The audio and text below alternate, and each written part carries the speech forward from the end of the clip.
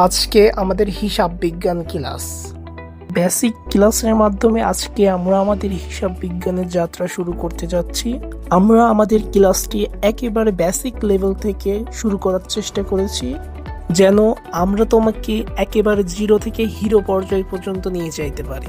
Basic ক্লাসগুলো SSC এবং HSC সকলের জন্যই প্রযোজ্য। কাদের জন্য? এসএসসি এবং এইচএসসি সকলের জন্য। এসএসসির যাত্রাটা আমাদের 9 থেকে শুরু হয়। 9 থেকেই আমরা আমাদের গ্রুপটা ভাগ হয়ে যাই, সায়েন্স, আর্টস, কমার্স। আবার এমন অনেক স্টুডেন্ট থাকে যারা এসএসসিতে সায়েন্স বা আর্টসে থাকে, পরবর্তীতে ইন্টারে এসে আবার তারা কমার্স নেয়। বিশেষ করে তাদের জন্য হিসাব বিজ্ঞানের এই যাত্রাটা একেবারে বেসিক লেভেল থেকে শুরু করা, কারণ আমরা সবাইকে নিয়ে এগিয়ে যেতে চাই।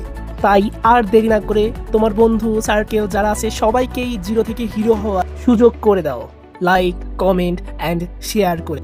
এছাড়াও তুমি মাস্টার অফ অল টিউটোরিয়ালসের প্রোফাইলে গিয়ে 3 ডটে গিয়ে তোমাদের ফ্রেন্ড সার্কেলকে ইনভাইট করতে পারো। তাহলে শুরুতে আমরা দেখে আসি হিসাব বিজ্ঞান কি বা হিসাব বিজ্ঞান কাকে বলে। হিসাব বিজ্ঞান একটি প্রক্রিয়া। কি প্রক্রিয়া? যার মাধ্যমে কোনো ব্যক্তি বা প্রতিষ্ঠানের আর্থিক লেনদেনগুলো রেকর্ড, শ্রেণীবিন্যাস, সারসংক্ষেপ ও বিশ্লেষণ করা হয়। হিসাব বিজ্ঞান একটি কি প্রক্রিয়া।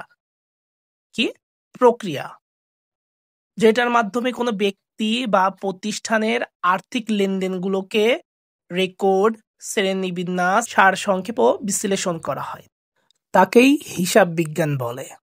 ওকে, তাহলে এই যে সংজ্ঞার ভিতরে আমরা কিন্তু হিসাব বিজ্ঞানের কিছু মূল কাজ পেয়েছি। কাজগুলো হলো এইগুলো: রেকর্ড করা, শ্রেণীবিন্যাস এবং সারসংক্ষেপ ও বিশ্লেষণ করা। ওকে, তাহলে রেকর্ড করা জিনিসটা কি? এই যে আর্থিক লেনদেন, এই লেনদেনটাকে হিসাবের বইতে সংরক্ষণ করাকে রেকর্ড করা বলে। ওকে, এরপরে কি? সেই রেকর্ড করে হিসাবগুলোকে আমরা আবার শ্রেণীবিন্যাস করি।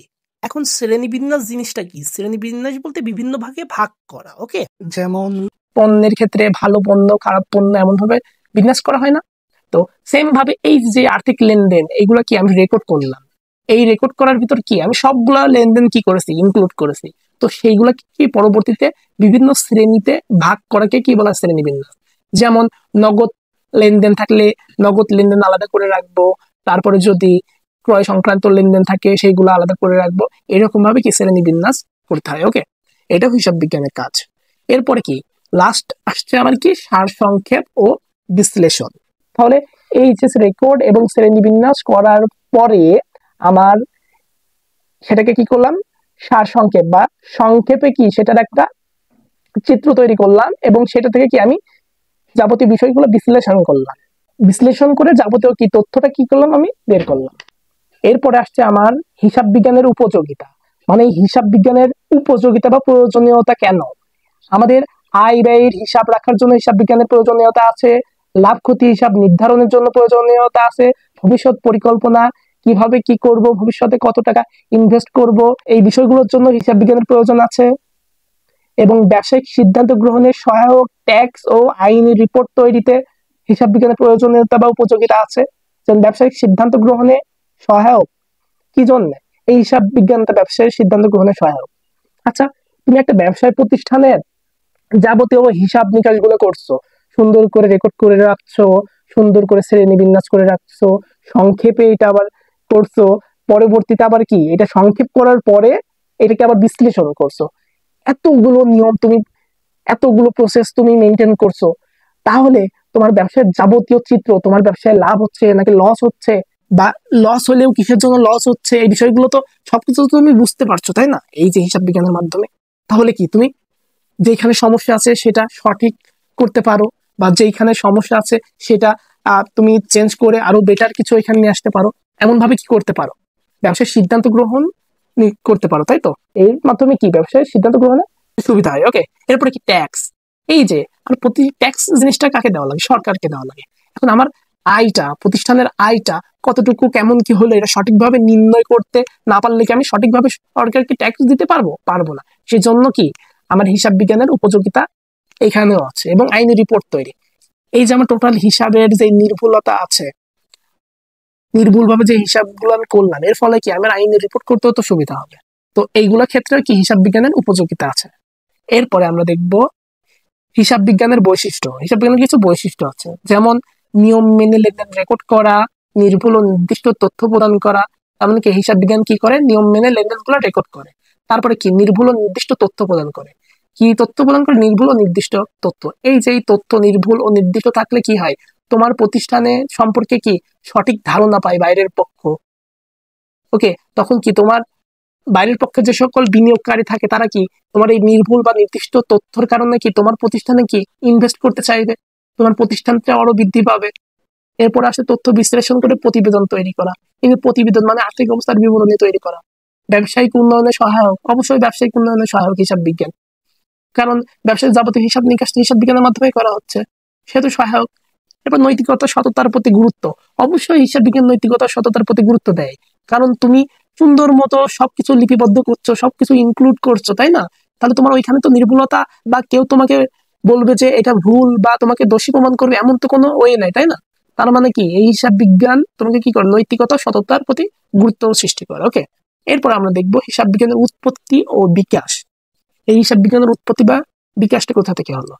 দেখো, প্রাচীনকালেই বাণিজ্য ও সম্পদের হিসাব রাখার প্রয়োজন থেকে হিসাব বিজ্ঞানের জন্ম। তাহলে হিসাব বিজ্ঞানের জন্ম কবে? প্রাচীনকালে। সেই প্রাচীনকাল থেকে কি হিসাব বিজ্ঞানের জন্ম? কি কারণে? বাণিজ্য সম্পদের হিসাব রাখার প্রয়োজন। কিসের জন্য? বাণিজ্য সম্পদের হিসাব রাখার প্রয়োজন। এরপরে হিসাব বিজ্ঞান, এই যে হিসাব বিজ্ঞান যেটা নিয়ে এত কিছু, সেই হিসাব বিজ্ঞানটার জনক কে? হিসাব বিজ্ঞানের জনক লুকা প্যাসিওলি।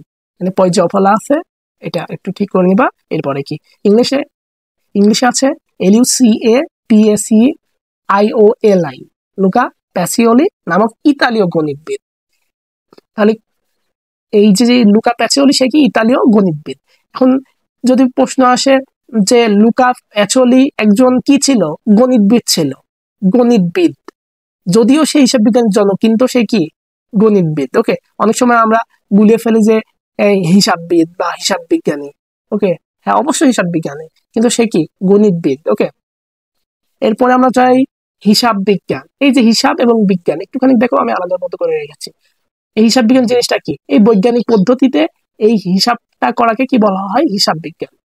বিজ্ঞান তো আমাদের সব ক্ষেত্রে প্রযোজ্য, তাই না? বিজ্ঞান তো সবকিছুর ভিতরে আছে, তাই না? ওকে, তো এই বিজ্ঞান অনুযায়ী কি হিসাবটা করাকে কি বলা হয়? হিসাব বিজ্ঞান।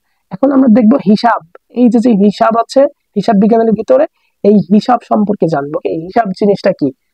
হিসাব কাকে বলে? হিসাব হলো একটি নির্দিষ্ট ব্যক্তি সম্পদ, আয় বা ব্যয়ের জন্য আর্থিক লেনদেনের বিস্তারিত বিবরণ। তাহলে হিসাব কি?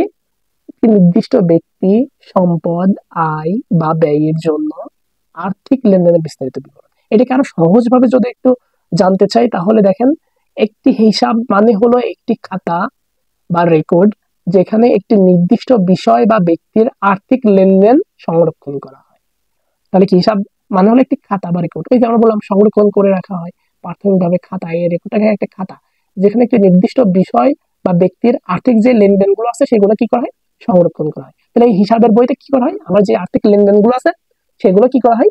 সংরক্ষণ করা হয়। ওকে, তো এই হিসাবের উদ্দেশ্যটা কি? হিসাবের উদ্দেশ্য হচ্ছে প্রতিটি বিষয়ভিত্তিক লেনদেন আলাদা করে রাখা, প্রতিটা বিষয়ভিত্তিক লেনদেন যেমন ক্রয়, নগদ, বিক্রয়, এই সংক্রান্ত সবকিছুকে আলাদা করে দেখা, ব্যবসার আয়, ব্যয়, সম্পদ ও দায় বুঝতে সাহায্য করা, সঠিক লাভ বা ক্ষতি নির্ণয় করা, ভবিষ্যৎ পরিকল্পনা তৈরি করা, এগুলো কি হিসাবের উদ্দেশ্য।